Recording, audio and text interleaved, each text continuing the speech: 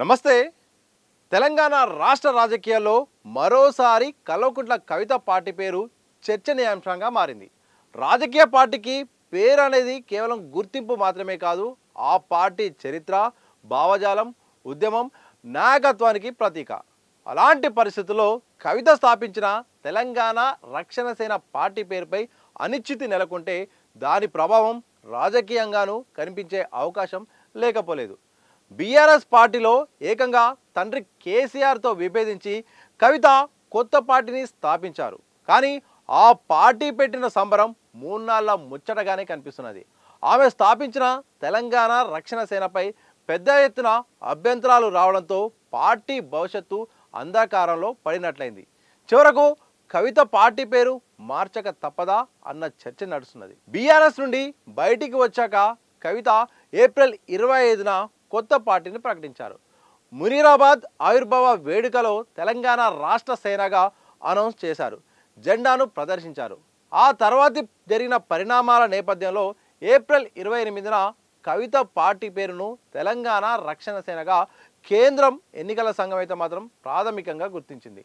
కేవలం 3 రోజుల్లోనే పార్టీ పేరును 2 విధాలుగా ప్రజల్లోకి వెళ్ళింది. దీంతో కవిత అభిమానుల్లో అప్పటికే అలజడి మొదలైంది. ఆ వెంటనే ఎన్నికల సంఘం తెలంగాణ రక్షణ సేనపై అభిప్రాయాలను కోరింది.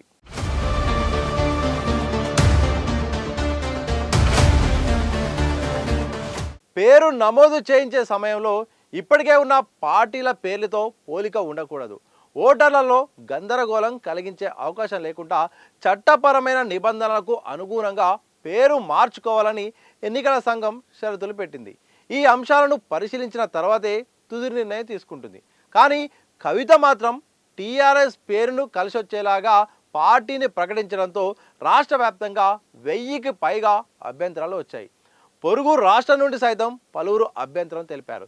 దీంతో ఎలక్షన్ కమిషన్ పార్టీ పేరు మార్చుకోవాలని తాజాగా కవితకు ఆదేశాలు జారీ చేసింది. 15 రోజుల్లోగా 3 పేర్లను పంపించాలని, లేదంటే పార్టీ దరఖాస్తును తొలగించాల్సి వస్తుందని ఈసీ స్పష్టం చేసింది.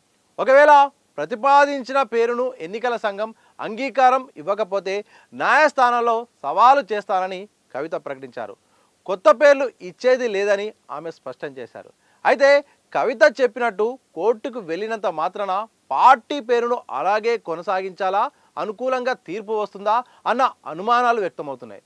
ఈ పరిణామాల మధ్య కవిత రాజకీయ పాత్రపై చర్చ మొదలైంది. పార్టీ పేరు ప్రకటించి ఇటీవలే రాష్ట్ర వ్యాప్తంగా పార్టీ జెండాలను ఆవిష్కరిస్తూ వస్తున్నారు. ఇప్పటికే చాలా వరకు జిల్లాలో ఈ కార్యక్రమాలు పూర్తయ్యాయి. ఈ నేపథ్యంలో ఒకవేళ న్యాయస్థానం సైతం కవిత వినతిని తిరస్కరిస్తే ఆమె భవితవ్యం ఏమిటన్న చర్చ మొదలైంది.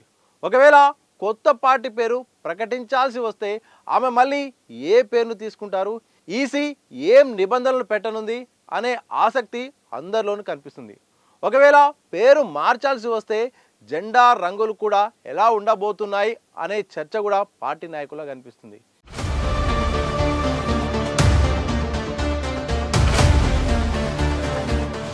ఇలా మొత్తానికి తెలంగాణ రాష్ట్రంలో కొత్తగా ఏర్పడ్డ కవిత పార్టీ పైన మాత్రం రకరకాల అభ్యంతరాలు వస్తున్నాయి, చర్చ వస్తుంది.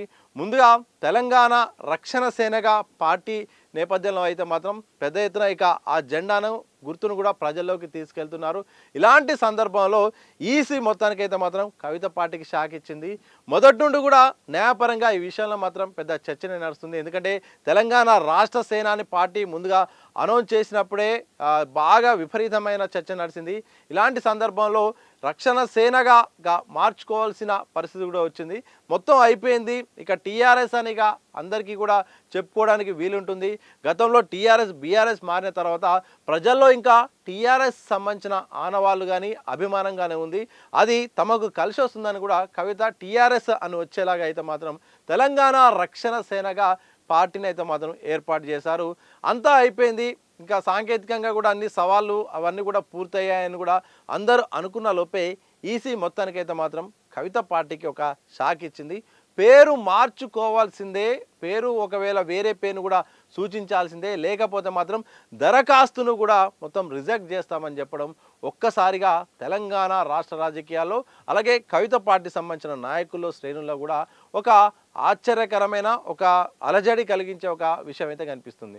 ఓవైపు పార్టీ కార్యక్రమాల్లో యాక్టివ్గా పాల్గొంటున్నారు, సభలు సమావేశాలు ఇటు నిరసన కార్యక్రమాలు ప్రెస్ మీట్లు అన్నీ నిర్వహిస్తున్నాయి. ఇలాంటి సందర్భంలో ప్రజా సమస్యలపై రెగ్యులర్గా కూడా ఎక్కడ జరిగిన కానీ ఫీల్డ్ లెవెల్లో కూడా వెళ్తున్న ఈ సందర్భంలో ఒక్కసారిగా ఈసీ మాత్రం షాక్ ఇచ్చింది.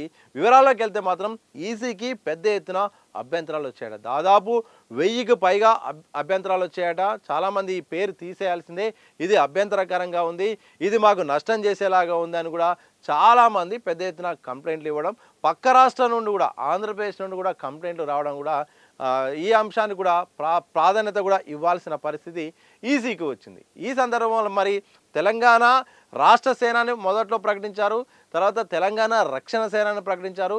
మరి రక్షణ సేన కొనసాగుతుందా లేకపోతే మరొక పేరు మారబోతుందా అనేదే ఇప్పుడు సస్పెన్స్గా మారింది. ఇక మాజీ ఎమ్మెల్సీ జాగృతి అధ్యక్షురాలు కవిత అయితే మాత్రం ఇదే అంశంపై మాట్లాడితే మాత్రం మేము న్యాయపరంగా కోట్లాడతాము, మాకు న్యాయస్థానాల మీద నమ్మకం ఉంది, మాకు సూచించిన పేరు ప్రకారం మేము ప్రజల్లోకి వెళ్ళాము, ఎంతవరకు ఉంటుందో అంత పోరాడతాం తప్ప ఎట్టి పరిస్థితుల్లోనూ పేరు మార్చేదే లేదని అయితే మాత్రం ఆమె గిరిగూచుకొని కూర్చుంది. అలాగే చాలా స్పష్టంగా ప్రకటన చేసింది. మరి న్యాయపరంగా పోరాడితే ఏ రకంగా ఉంటుంది, మరి అభ్యంతరాలను ఈసీ పరిగణలోకి తీసుకుంటుందా, మరి ఈసీ నిర్ణయం పట్ల కోర్టులు ఏం చేస్తాయనేది మాత్రం భవిష్యత్తులో తెలిసే అవకాశం ఉంది.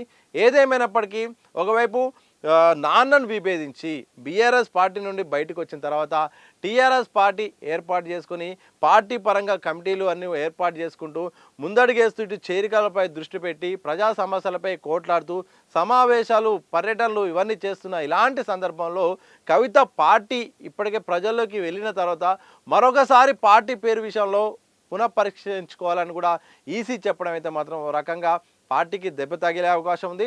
పేరు మారుతుందా, న్యాయస్థానంలో మరి కోట్లాడితే నిలబడుతుందా అనేది మాత్రం భవిష్యత్తులో తెలిసే అవకాశం ఉంది.